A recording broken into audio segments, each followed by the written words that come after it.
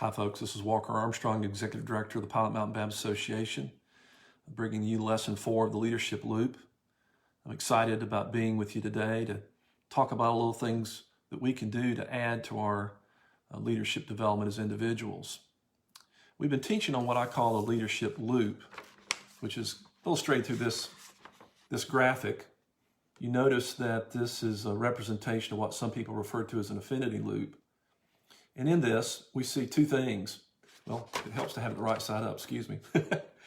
In this leadership loop, we have two factors involved, the requirement of character and the need for competence. And so in the leadership loop, what we teach is this, that you cannot artificially separate competence from character. It's really crucial to do this. And the reason it's crucial to do this is oftentimes we go to extremes as individuals when we think about leadership and overly simplistic in our approach. What I mean by that is oftentimes you have people saying, well, character is required. If you don't have character, you're not going to be a person worthy of following. And that is absolutely correct. But let me tell you something. Just because you're a person that has character doesn't mean you always know what you're doing. You need skills to lead effectively. On the flip side of that, you often have people say, look, you can be a great person, but the most important thing is the need for competence. In order to do that, you've got to have skills in place, and those skills have to be regularly exercised. The problem with that isolated thinking is this is where we get into trouble as leaders in isolating ourselves to such a degree that we make rationalizations for poor choices and bad behavior. So we need, we're required to have character, and we need competence. So in the leadership loop, what we teach is what we call the path of influence that flows into the path of impact. The path of influence being the ways in which your character influences others, and the path of impact, which is the ways your abilities impact organizations. And so when you tie those two things together, you have effective, holistic, and even what we might even call organic leadership. This is the 4th lesson day. Last week, we looked at leveraging our strengths and how as leaders, we need to bring our talents, our temperament, our abilities, our gifts, all into play in how we impact and influence others. And we said that the key value behind this is passion. Now, the way we determine whether or not we have passion is we ask ourselves a diagnostic question. Am I aimless or am I engaged? And when you think about it, aimless people are people who do things sheerly out of duty or out of routine. And if we do that long enough, here's what happens to us. We become apathetic. We become mechanical. We become rote in our leadership approach, and that eventually leads to burnout and bailout. You have to have passion as a leader for the long haul, because passion is that positive energy that enables us to accomplish important, hard tasks, and it gives us the resilience to follow through in doing that. We need passion to be leaders. And we talked about how without passion, we do become aimless individuals and thus ineffective leaders. This week, our 4th and final step in the path of influence is lifting our capacities. What do I mean by lifting our capacities? The heart of it is recognizing our need for leaders as for personal development. That means that, in other words, if we're not refilling and filling our reservoirs as leaders, we run the risk of being one-dimensional people.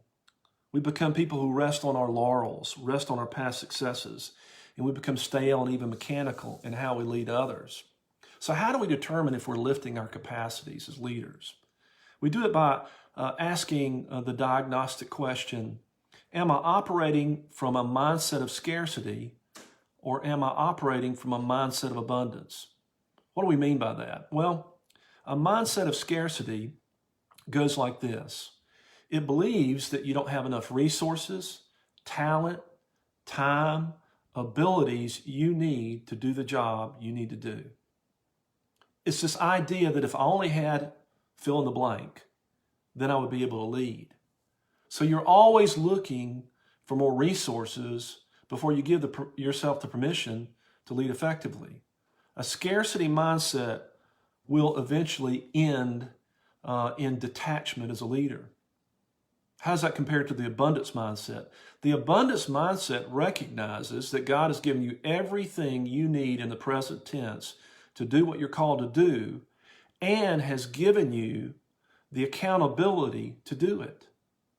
In other words, you're gifted and you're accountable. One of the biblical passages I think does a great job in mirroring and teaching this is what we refer to in the synoptic gospels of Matthew, Mark, and Luke as the parable of the talents. You probably remember that story where Jesus says there was 3 servants and a master who left them in charge of varying degrees of resources. The first 2 servants did a great job and had a great return on investment on their resources, but the third, out of a scarcity mindset, buried the treasure given to him in the ground. What happened? The first 2 who had a great ROI got given more responsibility and more resources. The third was demoted, you might say, and had his talents and abilities and resources taken away from him. The foundational value behind all this, I think, is the idea of stewardship. What is stewardship? Stewardship is a recognition that we're responsible to God to maximize all that He's given us for His glory and for others' benefits. In other words, we've been entrusted with what we've been entrusted with so that we can maximize that, so that the name of Christ can be lifted up, and so that other people can benefit. It mirrors what I think author Ruth Haley Barton has said about spiritual growth. She said spiritual transformation is the process by which Christ is formed in us for the glory of God, for the abundance of our lives, and for the sake of others. In other words, when we become more like Jesus Christ, we experience a spiritual overflow that enables us to be a blessing in other people's lives. I think this idea is also mirrored in John chapter 4, when Jesus said, anyone who comes to Him and believes in Him, out of their innermost being shall flow rivers of living water. In other words, God gives us the abilities to not only experience abundant life, but extend abundant life to other people. What are some ways then we can replenish our tanks or lift our capacities? It is out of this abundance of mindset that I think we can do 3 things that I want to share with you today to focus on that ensure that we're growing as individuals. First is this. It's the idea of sharpening the saw, as Stephen Covey has said in his perennial favorite, The 7 Habits of Highly Effective People. That is, that we're continually sharpening our abilities so that we can give more. How do we do that? We have to first and foremost confront complacency. Here's the reality that we have to constantly face in our lives. Personal growth does not happen by accident. Personal growth does not happen without effort. And the truth is, for all of us, to some degree or another, we are all complacent people. All of us tend to want shortcuts for growth. All of us want to be able to do the easiest route to get the greatest return. That's just the nature of human nature. We tend to not want to put ourselves out there, and we tend not to want to stretch ourselves and push ourselves. If you're going to grow as a leader and have reservoirs from which you want to give to others, you have got to push yourself. You have got to confront your inner complacency. And when you think about this time that we're in now with the COVID-19 crisis, it's very easy to become complacent. It's very easy to become depressed and discouraged. It's very easy to sleep until 9 or 10 or 11 in the morning because you feel like there's not much you can do. Think of it this way. If you've ever had a fitness goal, let's say, for example, you want to lose 60 pounds, your first step is not creating a goal. Your first step is recognizing where you really are at that place and time in the present tense. You have to recognize that you're out of shape, and it's going to take no small effort on your part to get back into shape.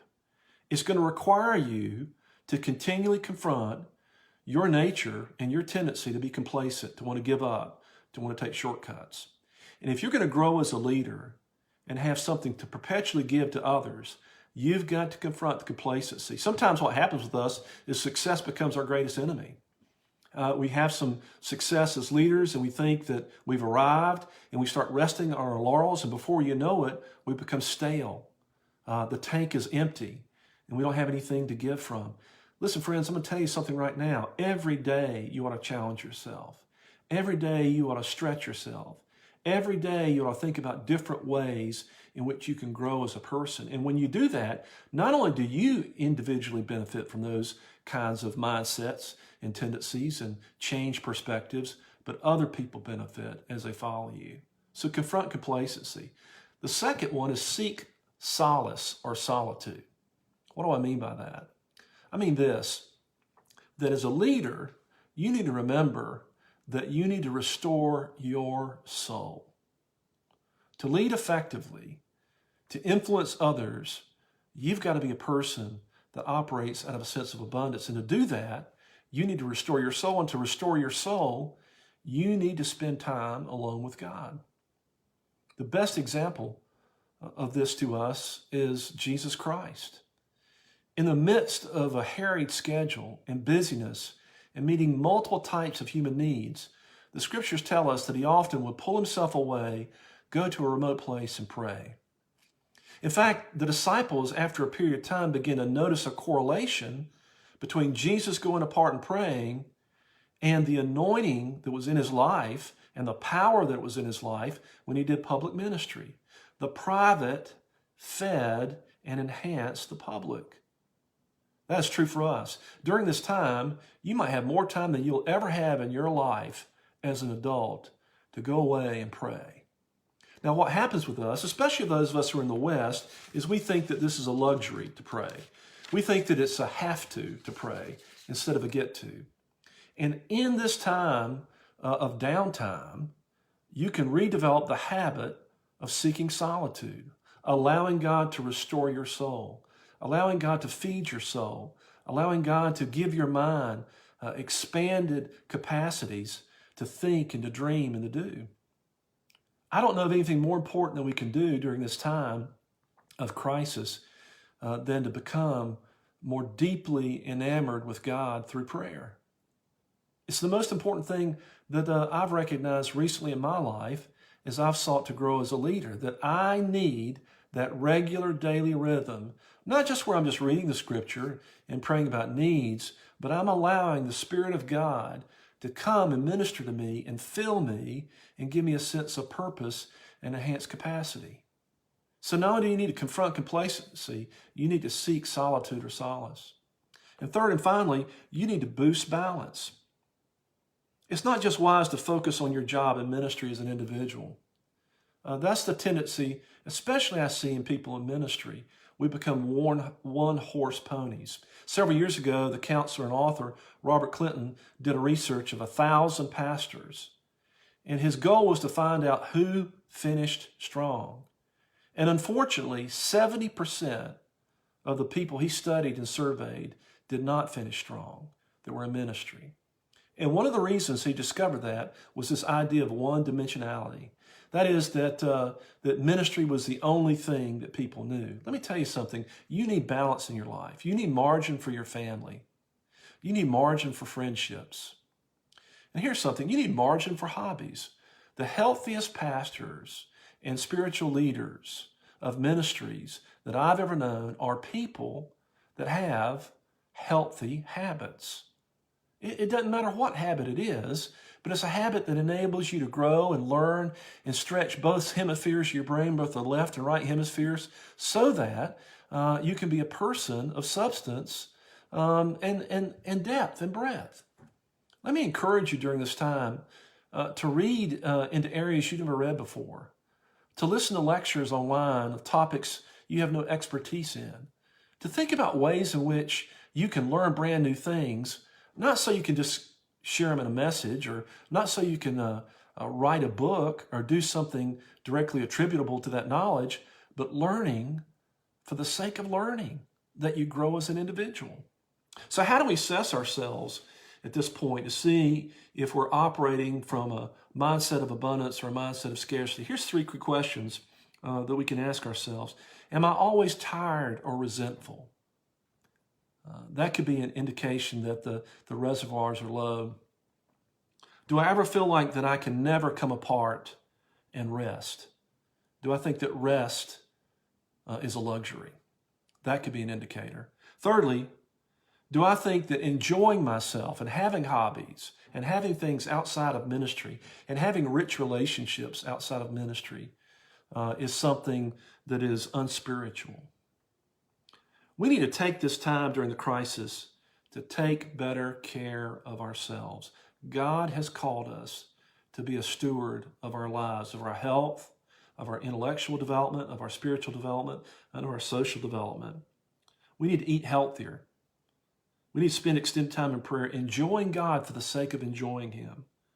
We need to read a book on leadership or visit a topic that we're interested in. We need to go for long walks with our spouse. We need to play with our kids or grandkids. We need to reach out to old friends.